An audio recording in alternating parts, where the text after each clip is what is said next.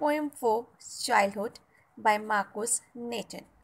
In this poem, the poet thinks deeply over the question of his lost childhood. Childhood is a stage of innocence in which the child believes others and loves unconditionally. The poet has tried to identify some stages of his life when his thoughts and perceptions of the world changed. The poem describes the first step to maturity or loss of childhood when one is able to think logically and rationally.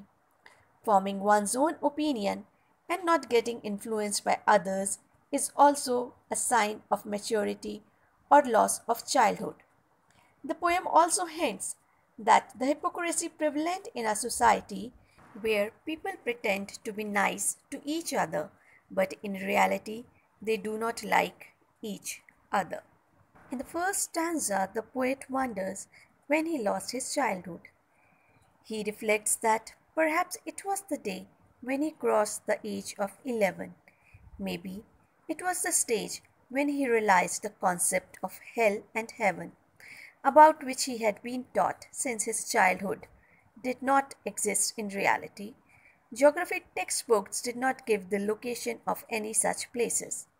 The poet realizes that he might have lost his childhood when he gained his rational outlook due to getting educated. In the second stanza, the poet reflects that maybe the loss of childhood occurred when he was able to see through the hypocrisy of adults. These people followed double standards, actually following and preaching different standards of behavior. They told the poet to be loving and caring. However, they themselves were argumentative, violent, and discourteous. Their behavior was a far cry from the love they sermonized about and educated so reverently to the child. Perhaps, says the poet, recognizing broken trust was a major step towards adulthood. In the third stanza, the poet asks the same question again and again, but with different options. He's trying to guess when he actually lost his childhood. Perhaps it was the day when he realized that his mind could think independently, forming his own opinions and being able to take his own decisions.